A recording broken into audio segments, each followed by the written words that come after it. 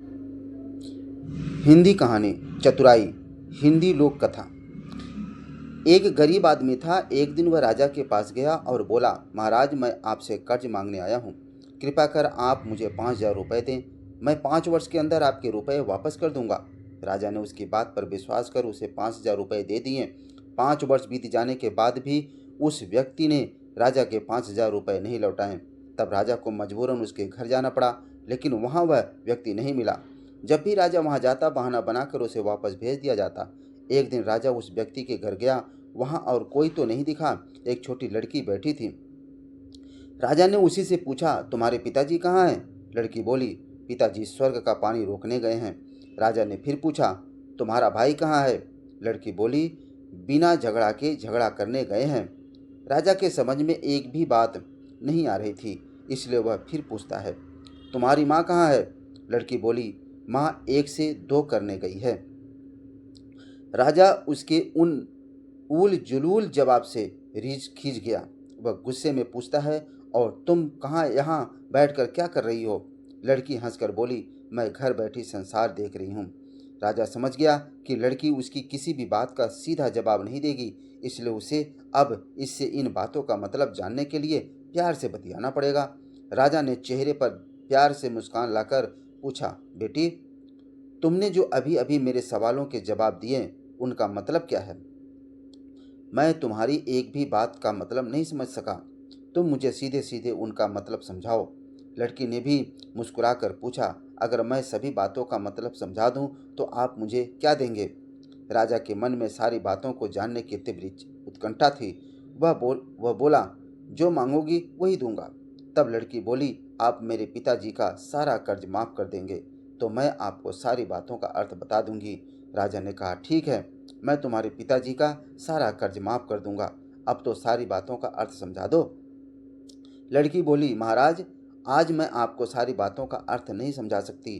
कृपा कर आप कल आए, कल मैं जरूर बता दूंगी। राजा अगले दिन फिर उस व्यक्ति के घर गया। आज वहाँ सभी लोग मौजूद थे। वह आदमी, उसकी पत्नी, बेटा और उसकी बेटी। राजा को देखते ही लड़की पूछी, महाराज, आपको अपना वचन याद है ना? राजा बोला, हाँ, मुझे याद है। तुम अगर सारी बातों का अर्थ बता दो तो मैं तुम्हारे पिताजी का सारा कर्ज माफ कर दूंगा। लड़की बोली, सबसे पहले मैंने यह कहा था कि पिताजी स्वर्ग का पानी रोकने गए हैं। इसका मतलब था कि वर्षा हो रही थी और हमारे घर की छत से पानी टपक रहा था। पिताजी पानी रोकने के लिए छत को यानी बना रहे थे। यानी वर्षा का पानी आसमान से ही गिरता है, और हम लोग तो यही मानते हैं कि आसमान में ही स्वर्ग है। बस पहली बात का अर्थ यही है।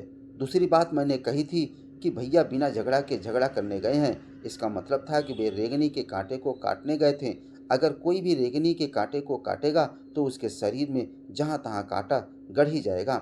यानी झगड़ा नहीं करने पर भी झगड़ा होगा और शरीर पर खरोंच आएगी।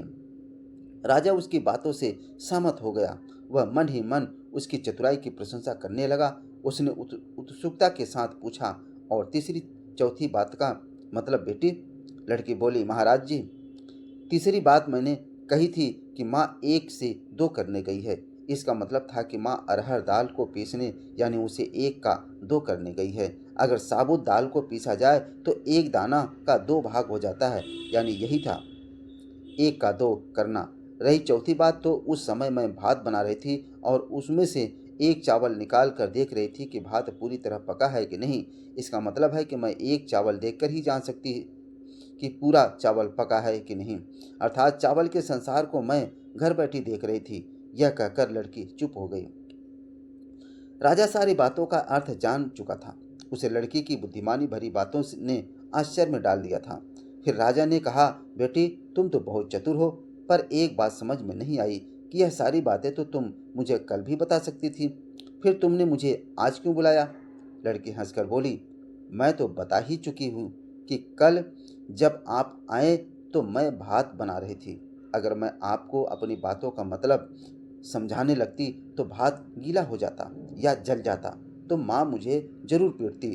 फिर घर में कल कोई भी नहीं था। अगर मैं इनको बताती कि आपने कर्ज माफ़ कर दिया तो ये मेरी बात का विश्वास नहीं करते। आज स्वयं आपके मुंह से सुनकर कि आपने कर्ज माफ कर दिया है। जहां इन्हें इसका विश्वास हो जाएगा वही खुशी भी होगी। राजा लड़की की बात सुनकर बहुत ही प्रसन्न हुआ। उसने अपने गले से मोतियों की माला निकाल कर उसे देते हुए कहा, बेटी यह लो अपनी चतुराई का पुरस्कार। तुम्हारे पिताजी का कर्ज तो मैं माफ कर ही चुका हूँ। अब तुम्हें या तुम्हारे घर वालों को मुझसे बहाना नहीं बनाना पड़ेगा। अब तुम तो निश्चिंत होकर रहो। अगर फिर भी कभी भी चीज़ की जरूरत हो तो बेझिझक होकर मुझसे कहना। इतना कहकर राजा लड़की को आशीर्वाद देकर चला गया। लड़की के परिवार वालों ने उसे खुशी से गले लगा लिया।